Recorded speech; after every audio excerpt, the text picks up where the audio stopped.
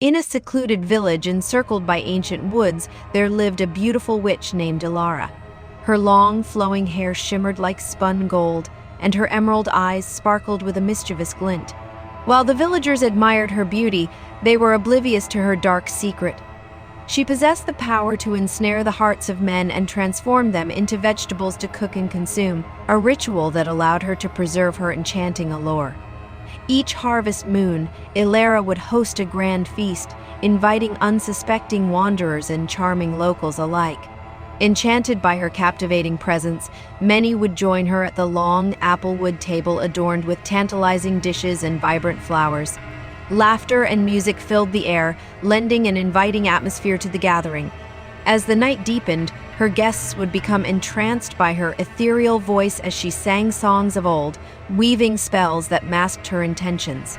Under her charming guise, she would lead them to believe they were part of a joyful celebration. Yet, beneath the surface, her eyes held the glint of a hunter preparing to feast. When the clock struck midnight and the moonlight streamed through the forest, the transformation would begin.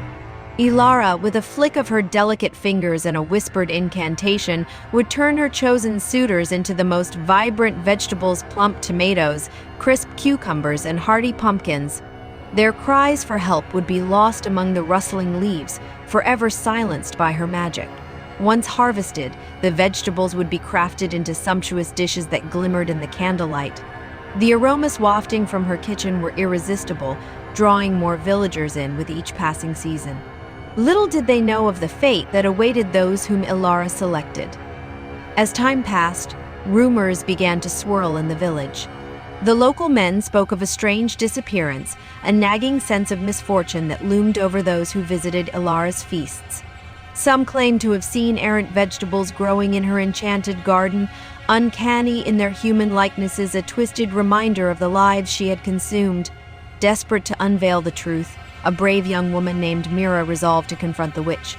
With courage bolstering her heart, she ventured into the enchanted woods one fateful night. Unknowingly, she caught Ilara's eye, and the witch saw in Mira a glimmer of potential, someone fierce and unyielding.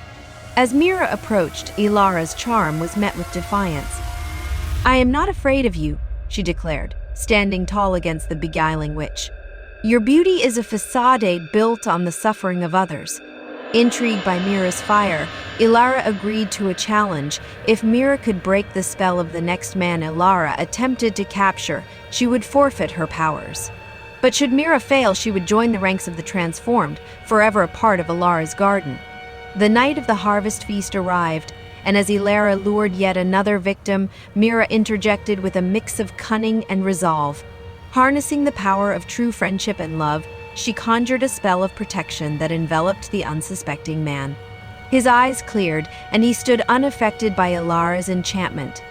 In a furious whirlwind of magic and chaos, Ilara's beauty began to fade as the life essence she harvested was returned to her victims.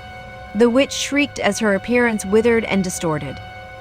Mira, victorious, refused to let her alluring facade cloud her fin judgment. Beauty that thrives on the suffering of others is no beauty at all. Ilara, stripped of her powers, could only watch as the men and women corrupted by her hunger shook off the enchantment, vowing to protect one another from the darkness that hid behind beauty. From that day forward, Mira became the protector of the village, a guardian against dark magic. Ilara, now a wanderer without power, learned that true beauty rested not in the eternal chase for youth, but in the bonds forged by kindness, compassion, and love. The woods, once a place of fear, bloomed into a sanctuary, where tales of friendship flourished, and the memories of the witch became a cautionary story whispered around the hearths, reminding everyone that the heart holds the key to true beauty.